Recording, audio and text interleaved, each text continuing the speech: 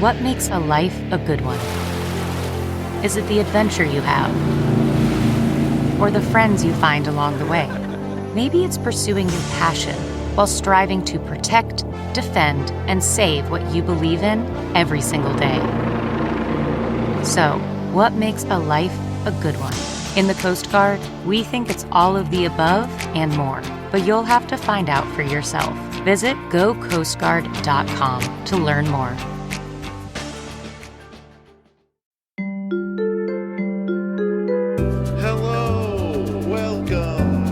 Let's chat. It's hard. You want to talk? I know, that's disappointing. Sit back. Let's work this out. How's it going? What are we doing here? Where are you going? Hey there. Wow. It's not always easy. It's amazing if you think about it. Let's think about this. Strange. I have some thoughts about that. Life is hard. Trauma bonded. Welcome to Trauma Bonded. I'm Elly Westberg here with Therese Garcia. Hello. And today we're discussing episode 314 of the podcast. This is actually happening. What if you suffered an unrelenting fury? And that is a working title. Little synopsis. Amy grows up in an idyllic way on an island with a clan of women around her and has a deep bond with her precious and doting mother. It's all laughing and exploring and candy and frolicking for a time. Then death starts wielding its scythe. And eventually, at only 10 years old, she loses her own mother, and then the hell begins. She has a tough time with her foster family as her grief is expressed outward in anger, and at 16, she's sent away to a teen reform school. There, she learns valuable and terrible lessons about the human condition, but once out, her hell only worsens. She moves from couch to couch, experiencing horrible traumas along the way and burning every opportunity and bridge put to her. There is a period of burning and assault and suicide attempts, and it all nearly destroys her completely. Yet she always holds tight to this hard jewel inside of her that is her anger and grief, but also her mother's love. A lot of therapy and a little psilocybin help her to find the gratitude and hilarity in her life, and with the unconditional love of her partner, she is able to turn her life around.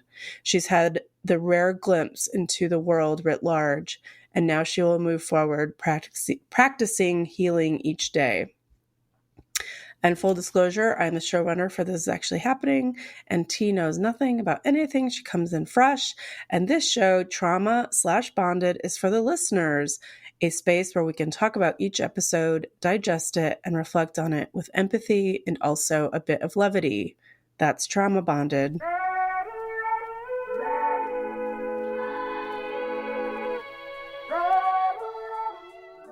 T, what stuck out to you as the heart of Amy's story? This one was a heavy one, I thought. Yeah.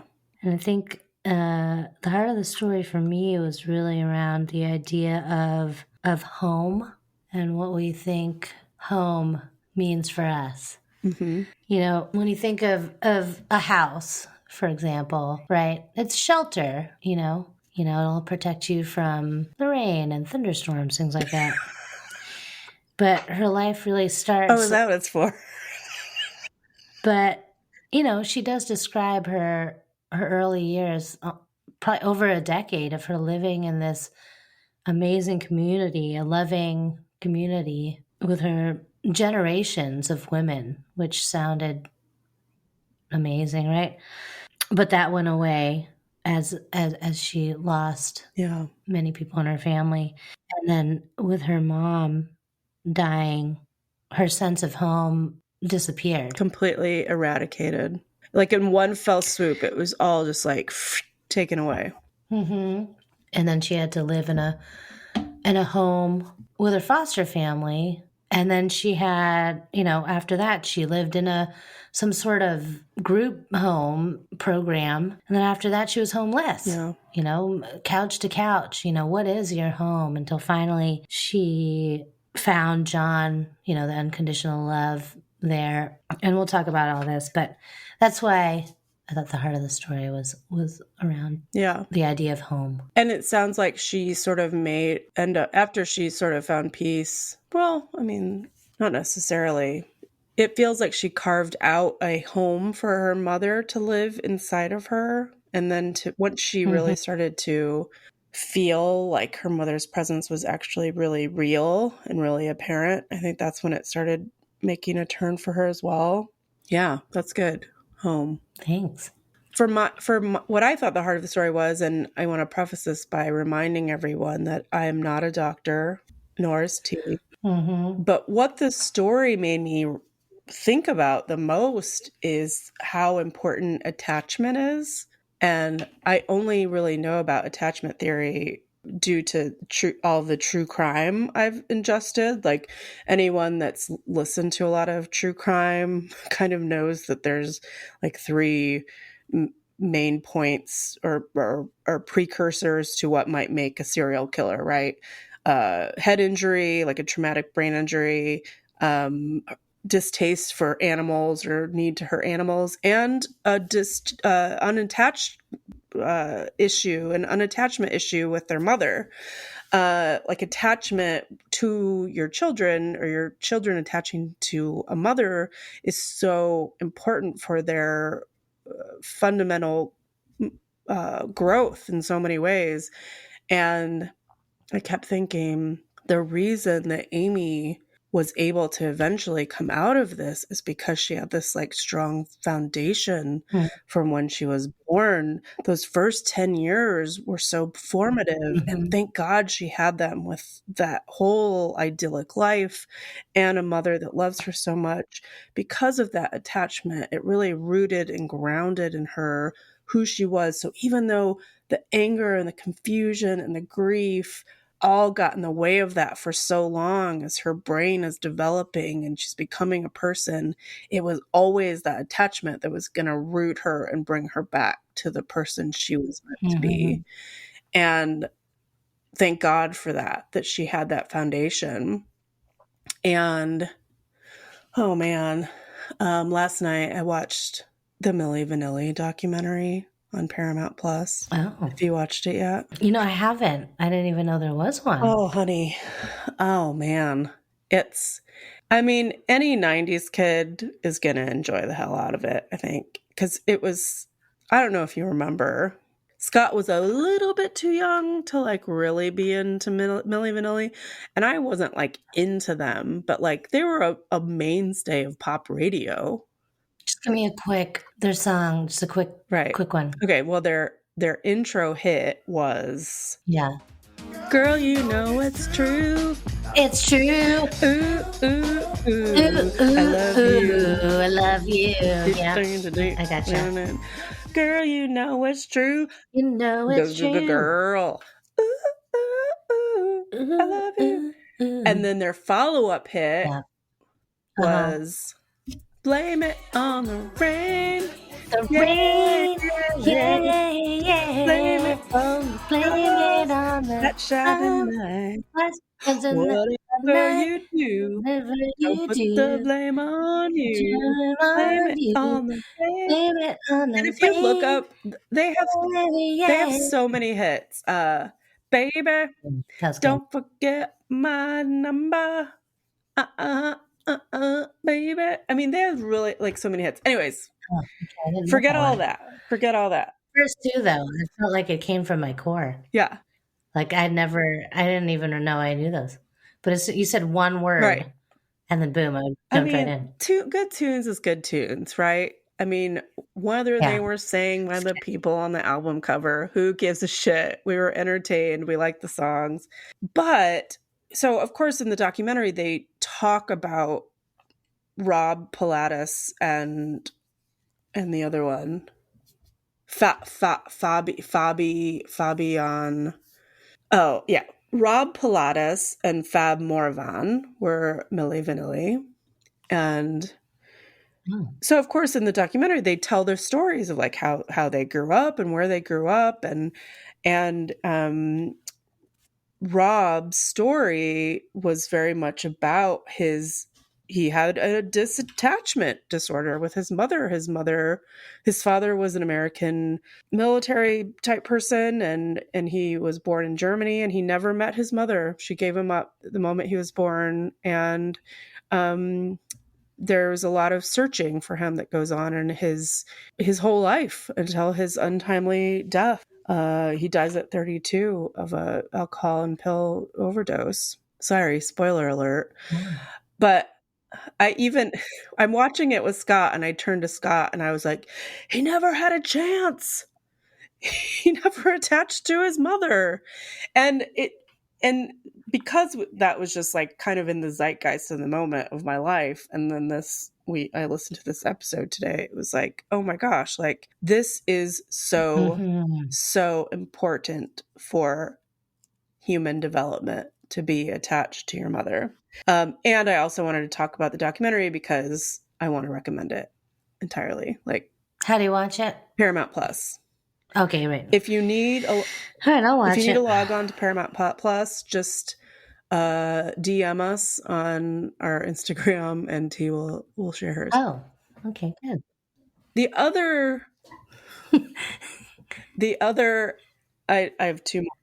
It's also my password to all my banking info, so this is going to be great. People are going to love it. A second part of the heart to me of the story is this whole idea of life is change. When you're a kid, you don't get that. If you have a really, really solid upbringing with not a ton of turmoil in it, you don't learn this lesson for a long time in your life, that life is change.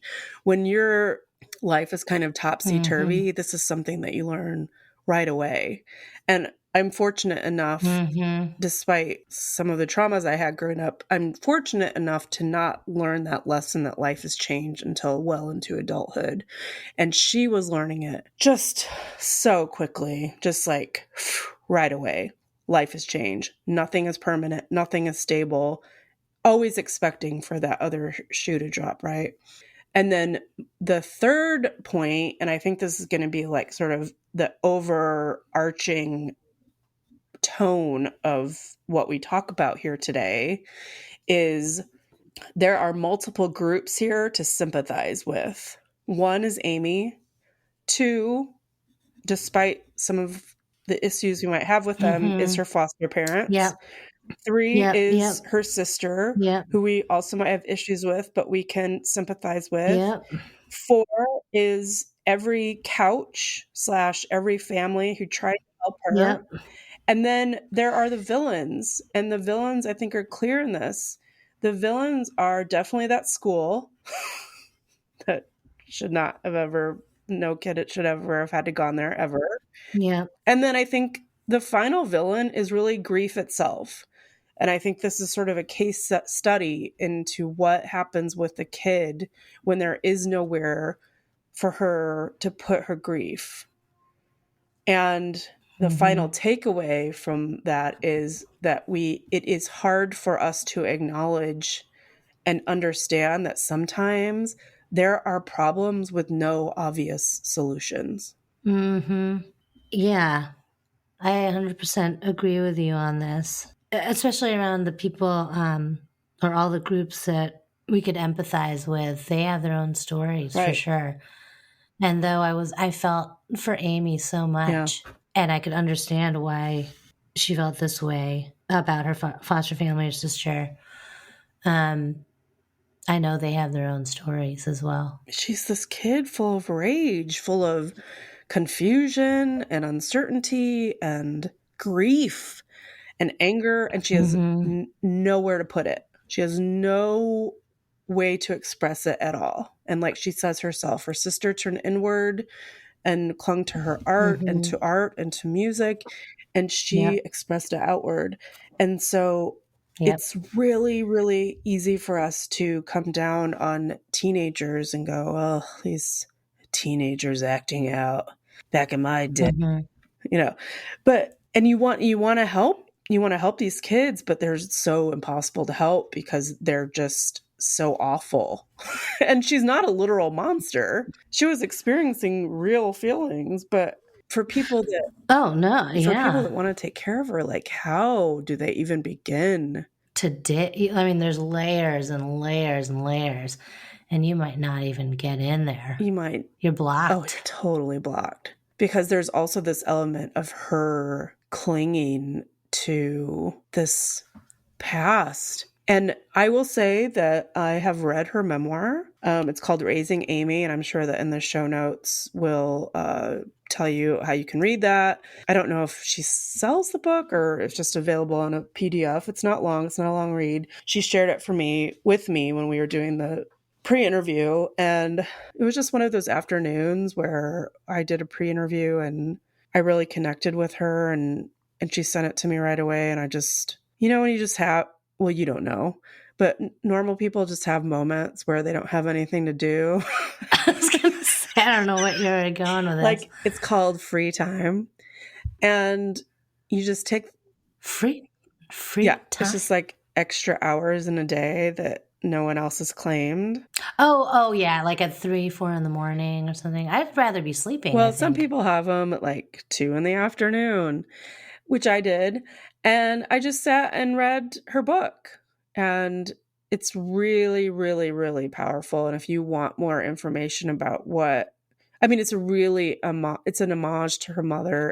It honors her mother so much. And you really get an idea of how incredibly close this family was before it got ripped apart by death. And it's scary because there was nothing in place. Yeah. Well, here's the thing. There's nothing that could have been done to stop this. Death. What was it? Do you have the inside scoop there? Why is everyone dying within... I think it's just one of those things. Yeah, I mean, I reminded my aunt and my grandmother died within 40 days of each other. Yeah.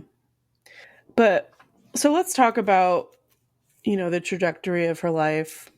I think the thing that sticks out to me the most of her describing her idyllic childhood is she was used to being around people that loved her. Mm-hmm. And we cannot discount how important that is to feel. When you're thrown into a situation where you feel like everyone is your enemy, or you are the antagonist, maybe you're the antagonist. You've set yourself up to be the enemy, and not feeling that love all the time, you're going to get real hard and real mean real fast. Oof, yeah, that's hard. There's like 10 people there that lived on this property that just, loved her and knew everything about her, knew her every detail about how she acts and why she acts and everything, and probably loved it. And you get outside of that and nobody knows you. You can't feel like you can act the way the real you. There's no safety. You don't belong. There's no assurances. Yeah. And they could drop you in a second. There's no consistency. Yeah, there's no promise. Yeah. I mean, and you're 10. Like, do you remember what it was like to be 10? I do. It's like, I was really starting to come into myself. I sort of started almost peeking out from childhood. Like, what's out there? It's such a tender age for loss because you're so aware of everything. There's no one's hiding anything from you anymore. You see things, and adults might not even see you seeing things, but you're seeing them. So here's a question that doesn't get answered for us. Why the fuck wouldn't you let these kids go to their mother's funeral? Yeah, what is that? Why do they have to rush out of there and pack? Like, you'd think that the foster family, the dad, who'd known the mom for 40 years, would attend. Exactly. And I read the book, but I don't remember this part. Maybe it's in there more deeply. I feel bad for not remembering. But I think that would have been hugely instrumental in helping her start to really actually go through a grieving process. You have to have that bit of closure, right? That a funeral brings you. And her sister, now her sister, from what it sounds like, is 13 at this point. Yeah. She's like actually like on her, like entering adulthood. To deny her going to her own mother's funeral, I just think it's outrageous. Like, what's the rush? It's outrageous. Is there someone that could bring them? So she stays with these foster parents, and there's this expectation that it's going to be good because this is a family friend for years. So it's not it's not someone she didn't know. And they'd visited. How? Right. So they had a relationship. It sounded like they were staying with them when her mom got sick. Yeah. It's kind of convoluted there, but how did they fail so badly I mean, we could dissect it all day. It's kind of not fair to them. 2 kids, 10 and 13, joining the And fam. it's not like they had a bunch of other kids. Yeah. How do you begin to dissect where it all went wrong? Was it possible for it ever to be right? Was there ever an expectation that there would be a good outcome? Let me ask you this, T. It's tough. You're moving along in your life, your good friend dies, and you find out you're the closest thing to family, and now you're getting a 10-year-old and a 13-year-old in the house. What's the first thing that you do for them besides hold them tight and let them know that they're loved and they're welcome? Well, it's logistical, I think. Yeah. Getting them a room to sleep in, making sure they've got... Yeah. I mean, outside of that? Outside of once all that's settled, what's the next step? They've just lost their mother. They have no sure footing. They should go to therapy. Probably. 1,000% they should go to therapy. Something. Yeah. Something. Now, it's easy to say that because... But who knows? Therapy's expensive, et cetera, et cetera. Well, and they may not have known that they were going to get these kids. I know, but once you get them and it's like happening... It's a lot. You already have kids. With Amy, they had her between 10 and 16 before she got stolen in the middle of the night. Yeah. At what point do you stop playing the game? Like, I'm going to come home and fight with you every night. Yeah. Like, what point do you stop playing that game and go, we need a radical mix-up. We need a radical change here to jar us all. Well, that is a radical change. Oh, touche. I mean, right? Well, you're not wrong. I don't think it's it makes sense to just get them some therapy or something. That doesn't seem radical. Well, you're right. I mean, that is one of the first things you think. I was just thinking about, room, board, school. Like, let's get them which is going. what they were. Yeah. And then you get into the day-to-day, but maybe part of that is getting, hour a week. Let's see what's going on. I mean, they're suffering terrible grief. They've lost their mother. It sounds like she went pretty quickly. Yeah. I mean, we know more about grief now than we used to, even a decade ago, probably. I do think, though, that it was a big vital mistake by not letting those kids go to the funeral. Yeah, agreed. That was first step wrong. But it's hard to indict this family. They took in these 2 kids. They kept these sisters together. They took them in. They did it based on what sounds like just years of friendship. Like, you cannot. It's hard to come at these people. They were trying their best. What about her sister? Yeah, it sounds like an impossible thing. I mean, her sister was dealing with it too. She's not here to take care of her necessarily. They were dealing with the same loss. I am a big sister, and this really resonated with me. As a big sister, I was identifying with her big sister and the way she was talking about it. And I know that growing up, and sometimes as an adult, to be quite frank, I was a sister that didn't look after my younger sisters. I was mostly interested in myself and dealing with my own shit, basically. And it's hard to be a big sister because oftentimes you kind of take on the brunt of a parent's ignorance about parenting. and out of self-preservation, sometimes you do just turn inward. And so it was heartbreaking to hear her point of view. Yeah. As a big sister, and knowing that I have let my sisters down as well. But I also I understood her sister. I understood why she did that. And I don't hold blame for her. Like, I get it. I hope that one day they'll reconcile and they'll be able to come back together and probably find more commonality than aggression or anger. But, she goes off to college and she's having the time of her life. And it's hard, though. I mean, as the younger sister, and that she expresses outward, right? She expressed outward in kind of an angry way. Yeah. You know, she says, I yearned for her so much that I drove her away. Like, in a way, like it's like push pull a little bit, right? Like I needed her love, and my way of expressing that I needed her love was probably not communicating that directly, right? It was like with her fury. And really what she probably needed was like a hug and everything's going to be okay. But Yeah. if you're But like, I need you right now, but you punch somebody in the face, like it's not going to help someone and like the try to big help you sister, out. it's not like she's like killing it. Like she's Yeah. suffering as well. And it's easier to just slough it off as an annoyance and not deal with it and just take care of yourself. It honestly, it really made me sad to think about my own situation and how like an island I could be growing up because I was just trying to get through, you know? Mm-hmm. So I have a heart for that big sister's point of view, but then it also breaks my heart to think about Amy. Just neat, like if they could just connect, if they could just be together and in one accord and like support each other and love each other through this terrible time for both of them, how much easier it could have been for her. Yeah. And for her to For think of both her of feeling them. complete. Yeah. But it's because we're hearing from Amy's Yeah. point of view. Yeah.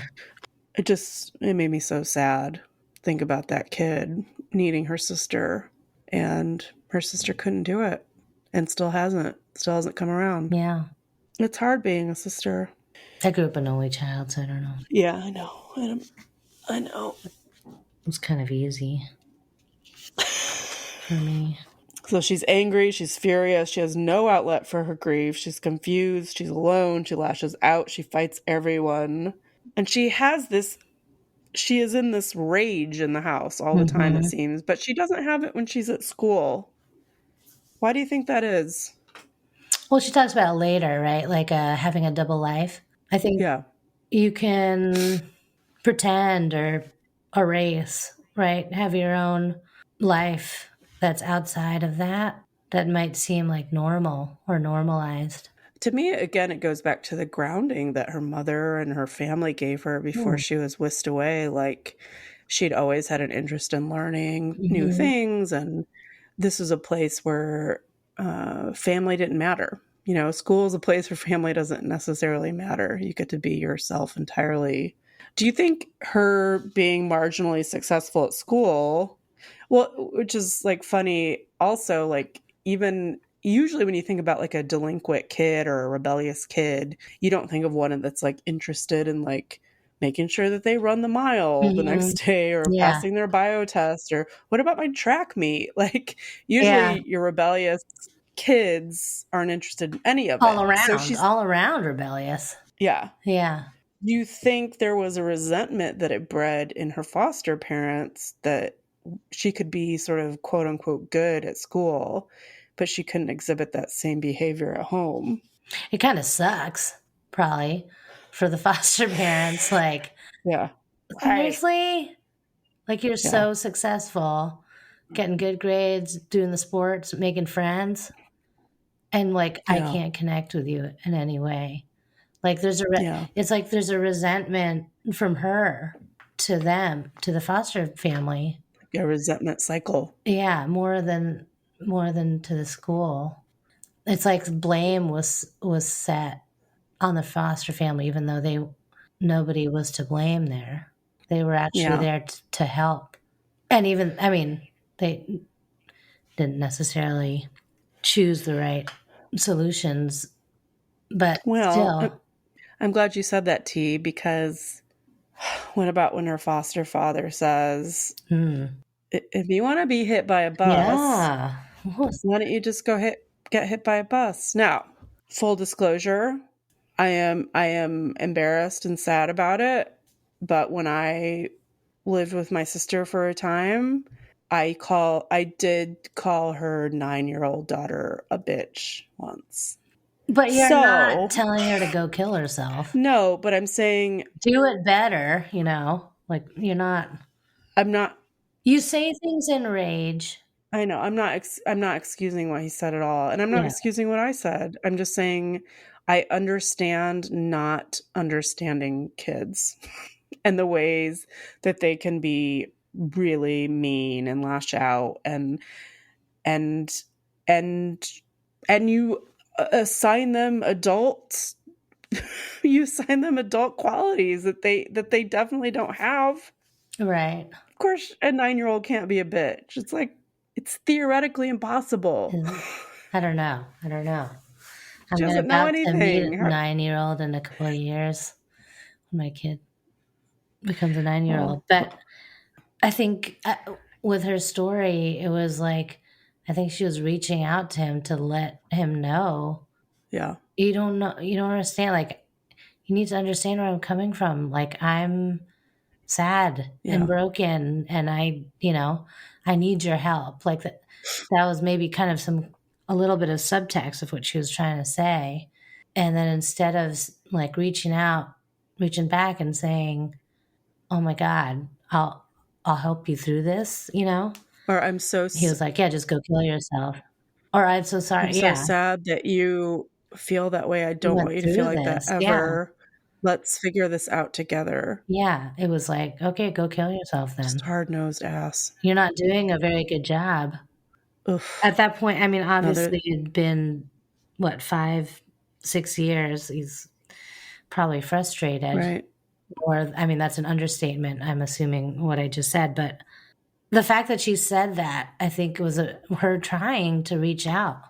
And there's these moments where it's like, I think we need to recognize when someone's vulnerable and trying, because usually she's just like throwing things around, breaking stuff, but if somebody looks to you and they're like, hey, help me, I need you to help me, if someone goes from they're using their fists and their body and physicality to demonstrate their anger to actually saying and expressing themselves with words, jump on that. Thank you. For telling me that. I thought you were just a bitch, but it sounds to me that there's something else going on. Let's work through this, Yeah. But instead, totally. And it's those moments, right? Because in your memory, I don't have a lot of things I remember from, childhood, but there's these very important moments where like, I put myself out there and this was like, how did they respond? Yeah. Fuck. So 2 men show up and take her away to teen boot camp / reform school of some sort. Everything's monitored. Wait, can we rewind? Quick rewind. Yeah. The self-harm bit. Were you gonna? Oh yeah, let's talk about it. Was that so? She talks about she was already self-harming by that point, and her family kind of laughed about it. Yeah. The example was a little. I wasn't sure because they were like it seemed more avoidant than laughing about it. Like let's not talk about that. Keep it in the fam, right? Kind of thing. So I don't know. There are other examples, I'm sure, of that. But that's super disturbing if they're laughing about it. But self-harming, like cutting yourself, she was doing that. And it was interesting what she was talking about. Like she would cut herself, right? On her arms. Am I remembering that right? I was just thinking about it because and again, I'm not a doctor, but sometimes a lot of people self-harm like inner thighs or places where you cannot see, right? Yeah. And again, it was just another example of like outward. I'm showing you that you need to help me, like I keep asking you to help me so many times. It'd be great if you could help me, It's like you have to chalk it up to just ignorance, like just an ununderstanding of what that is. They're like, can you just stop? They're just like, oh, she's so dramatic. Oh my God. Yeah. Drama. Oh God, that's terrible. I know it is terrible. But that's what teens are. That's why oh my God. it's mostly teens that self-harm. It is drama. God. Everything's drama, but it's real. But self-harm isn't something that teens do for drama. No. No. Okay, good. God, you're I'm not saying killing that. me. I'm saying that their calls, their cries for help are innately Oh, dramatic. What I'm like an saying. actual, yeah, They're not doing it for drama, but it is the way that they communicate is yeah, going to be yeah, dramatic. Usually, yeah, it's fucked. Yeah, it's fucked, man. yeah. This girl was suffering. And she was in all different ways, like screaming it, Yeah. if somebody could just listen. And I'm sure she just, everything that went wrong, every trouble that she was having, I'm sure she just, in her deepest, most inner thoughts, was just like, if my mom was here, this Yeah. wouldn't be happening. Yeah. And there is nothing that she can do to solve that dilemma. She cannot get her mother back. Yeah. And she says it herself. And she has some money lines in this. This is like toward the end, but I'll say it now. Grief is your mother now. Whew. It's probably going to be the title of the episode. Wow. Grief is sleeping in the bed next to you. When grief is unaddressed and unexpressed, this is how it gets. This is how it comes out in these ways. She gets thrown in this house for troubled teens. What about the scene where this girl is being beaten and they take him upstairs and put on Pocahontas? What's that? Yeah. And what's the message of Pocahontas? I've never seen the movie, but yeah. It's funny because if you look at the rhetoric successfully displays the message that we must better understand each other before taking prejudgments or stereotypes into consideration. And I'm sure to some degree, without having seen the movie, I assume it's about like finding yourself and there's some level of like women empowerment, et cetera, et cetera. And just the scene of this girl being beaten against her will, and then they put on this movie giving these messages that are sort of like anti the beating that's happening below them. It's just this. It's so weird. What confusion. And it's like torture through confusion. And it's just echoes. You can just hear echoes of this girl screaming while you watch this movie. It's just a terrible feels place. Sick. But Pocahontas, right? What it's like about, right? Yeah, I just read it. It's about we must better understand each other before taking prejudgment. But you know who she is? Yeah, she was like a Native American woman that fell in love with John Smith or something. Yeah, okay, good. Well, the original Disney movie, has that song by Vanessa Williams. Colors of the Wind. Save the best for last. No. Oh my God, no. Colors of the Wind. Have you ever seen a something? Do. You know that? What's the chorus? Okay. Hold on. Have you ever something the colors of the wind? Right? Okay. Do you want to talk more about her time at this prison reform place? There's not a ton to say. There's a documentary out on Netflix right now that talks about, I don't know if it's the same, but they were claiming to be like a school. Yeah. In Utah. I will say, though, that I'll point out two things that she says about this time here. One, it's really important that she had this solitary time before she went away to this camp, because she was able to sort of live in her mind with art, which I think is super important. And then also that she has a special bond with these other girls that were there. And she was, it really is sort of a very unique experience to go through. And then, the final thing that she says is that this is going to be a catalyst for the rest of her life, which it truly is. Because she escapes this place and she's wicked proud of herself. And this is where she conceptualizes that all of this grief and anger and loss and confusion is this jewel, this hard, shiny jewel that lives in her gut, and it hardens her, but it also softens her to herself, which I think this sort of like objective correlative, this point of reference, this image that you can look to in your mind in tough times is wicked important for her growth. And it worked. Yeah, I love that. It like protects her, you know? But then it protects her and allows her to be safe. Yeah. Yeah. I was going to say, ironically, sending her away to this teen reform prison camp works because she was afraid to go back. That's probably how they get their testimonies.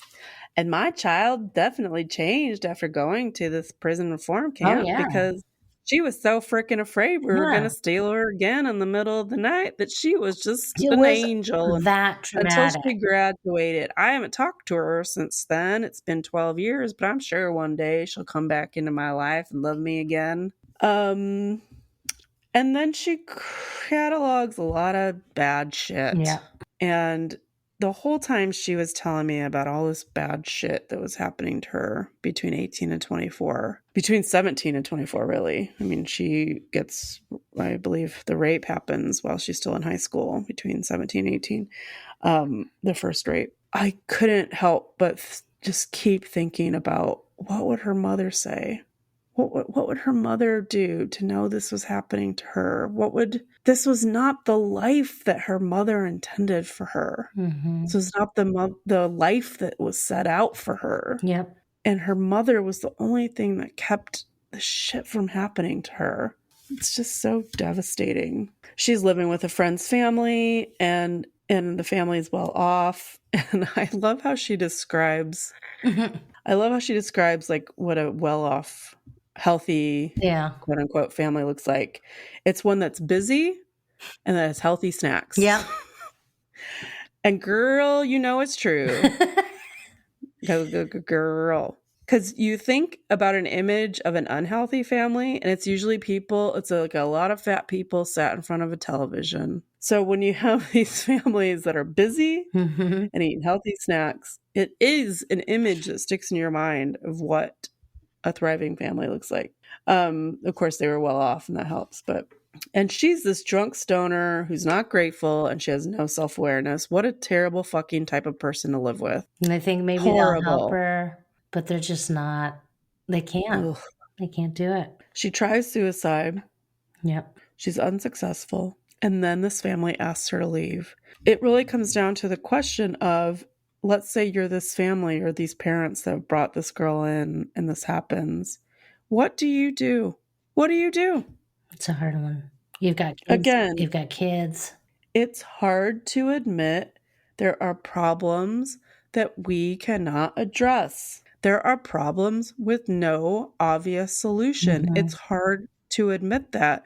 And when you're looking back at the story and you want to assign who is the good guy and who is the bad guy, this is a real fucker. Because in this scenario, she would be the bad guy. Yeah. And this family that kicked her out would be the bad guy. But the case is not true of either. Neither is the bad guy. Mm-hmm. They're both in this impossible situation. It's impossible to deal with a teen who has so much hurt inside of her. They're doing the best they can, but at some point they have to go, I have to protect me and mine, right? I mean, they have to. What obligation do they have to her? They have no obligation. The fact that they even took her in, knowing that she's got some issues, right? But an attempted suicide, it's hard. I know. What do you do? I would beg someone to tell me what the answer is, because I don't think anyone knows. That's why we cannot find fault in either party. Mm-hmm. This is an impossible situation. So during this time period, she's blowing opportunities. She's full of anger and grief. She's waiting for the next horror to show up. She's selfish. She's irresponsible. She doesn't even have an identification. She's into drugs. She's a nightmare person to deal with. Yeah. And at some point, all of the couches now are gone. She's burnt all of her couches. I mean, she tried to kill herself again. Got kicked out again, burned every bridge. But she goes back to that little jewel inside. It's always like a touchstone for her. Mm-hmm. She's raped again. No pun intended. Oh, sorry. I'm saying... I wasn't... That was tough. What you did there. I hard R'd you right in the middle of your joke. She has 2 abortions in a year. Mm-hmm. Yeah. commence outrage. How do you think listeners are going to take to that? Not ideal to do that, but not also ideal. I mean, she said it too, like her mom wouldn't have judged her for doing that. Nor should we. Yeah. That is decisions between her and her doctor. End of. And End of. she wasn't in a good place in her life. End of. Yeah. Abortion is healthcare. Why bring a child into her world at that point? Yeah, it would have been terrible. Yeah. But my point is, I'm saying we don't need to debate that. We don't need to explain why. All we need to know is that abortion is healthcare, and it was between her and her doctor. Mm-hmm. And we can have all of the moral outrage that we want, but it has nothing to do with us. Okay. Let's talk about dialectical behavior therapy. Yeah, what was that? What is that? Did you look that up? I was hoping you would. I had never heard of it before. DBT. What's that? It focuses on helping people accept the reality of their lives and their behaviors, as well as helping them learn to change their lives, including their unhelpful behaviors. Mm-hmm. Let's see. It looks like there's a graph where it starts with, or there's like a cycle of interpersonal effectiveness leads to emotional regulation, leads to distress tolerance, leads into mindfulness. It's a mix of CBT, behaviorism, and mindful practices, recognizing the importance of both the rational and the emotional realms of life. DBT seeks a middle path, inviting us to use our, quote, wise mind as the North Star when engaging with each other and the world. Well, and she describes it as responding versus reacting, which I thought was interesting. And what you said, I'm not sure I followed all of it, but Me either. But yeah, taking a second. Yeah, mindfulness. Yeah. Thinking about why you're saying things the way that you do, or why you react the way that you do, I think is important for understanding your behavior and changing your behavior. But also, she takes this mushroom trip. Yep. And what does she get out of this mushroom trip? She says she gets out of it thankfulness and hilarity. Yeah. And I think this is so important, you guys. Oh, I think so Hilarity. too. I love the hilarity. I just couldn't see any hilarity in anything in her story, but She's got a really good sense of humor. oh, good. But I do see how hilarity helps you feel a little bit more sane. Anyone that's ever encountered actual trauma has a sense of humor about it, I think. Once you get to a point, I mean, that's what humor is, right? It's like trauma plus time. Is that humor? I thought it was healing or something. Is it humor? No, Trauma humor. plus time. Tragedy plus it's tragedy plus time. Equals humor? Yeah. Oh, fun. Yeah. And I want to say last week we did our episode 313 about ransom, and we did that opener with the Cracker Barrel. Yeah. I will say that ransom got back to us and let us know that it made him laugh. As he described it, he fell out of his seat laughing. And he actually called up his sister and was like, you got to listen to this. Because not only did he think it was funny, he also said tragically and awfully that it was spot on. That was almost exactly how that conversation went. Nice. So if you guys are worried that we're making fun. Did they have a hash brown casserole? Of course. T, you don't go to Cracker Barrel and not get the hash brown casserole. I don't think, did we get California that? showing. I'm sure we did. Does sound good. And Ransom, as tragic as his story was too, like he definitely has a sense of humor about it. You have to have a sense of humor about things that you've gone through. He was like that. Oh my gosh, because he could also just hate us forever. But I thought it was, I feel like we were making fun of the appropriate parties. And she talks about how healing is an everyday thing. There's not this one moment of healing where, I'm healed. Da, da, da, da, da. Healing is something that it's a practice, and you have to practice it every day. It's not an event. And she's found this amazing man that's now her partner that unconditionally loves her. And he comes from like a stable family, something that she's always longed for and wanted. And it sounds, from what she describes, it sounds like they accept her completely. And I think the only lingering sadness is twofold. One, that she doesn't have relationship with her sister. And two, that, she feels like there's a lot of lingering unforgiveness out there for her in the world with all of these couches that she burned. But she can't, what was it? She said she couldn't define herself by that. She understands where they're coming from there, but she's really turned her shit around. And again, I really truly believe it's because, and she says it herself, she thinks about that jewel deep inside her that is her mother. She just wants to think of her mother's love and make her mother proud. Anything else, T? She's an ordained reverend. So am I. So am I. Great. Well, here we go. How many weddings have you officiated? Is it 2 or 3? I've officiated 3. How many have you officiated? Is it just 2? Why do I feel like it's 3? Wow, I've beat you in Wii bowling and officiating weddings.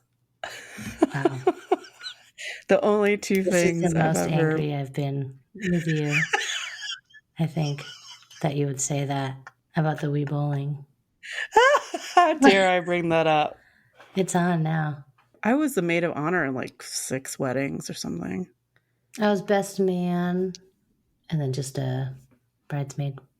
I hope that I get married again just so you're at my wedding. In it, or do you want me to minister officiate it? You would never, because then I get to 3 and then you'd be like, no. I would never allow it. Thank you for listening. This has been an episode of Trauma Bonded. You can find our show where podcasts are kept. If you like us, please rate and review us on Apple or other places. Rate us 5 stars and write, like it, love it, want some more of it. That's it. It takes seconds. And thanks to Amy for sharing their story and giving us the opportunity to talk about it. Her book is Raising Amy, and we will put in show notes how to read it. It's great. Thanks to the This Is Actually Happening team, including Whit, Missildine, and Andrew Waits, and the maker of our music and website, Nathaniel Francesco Traboli. And thank you to Forrest Chiras for editing this episode, and Katie Capel for building those blasted Instagram posts. Check out my interview with the spouse, the storyteller, and the general badass woman from episode 290, What If Your Husband Entered the Void? That episode is out now and available for your listening. We do a complete update on her life, and she answers a ton of listener comments and questions. You can contact us at traumabondedpod@gmail.com and find us on Instagram at traumabondedpodofficial, or visit us our website at traumabondedpod.com. And I'm working on a YouTubery presence, y'all. So stay tuned for that. Stay tuned for that. We are trauma bonded to the story, to the storyteller, to the listeners, and to each other. Thanks for spending time with us today. Love you, T. Love you, Elly.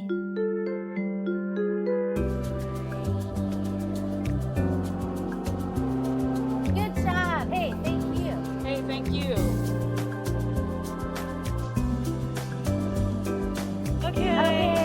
Have a good day. Thank you.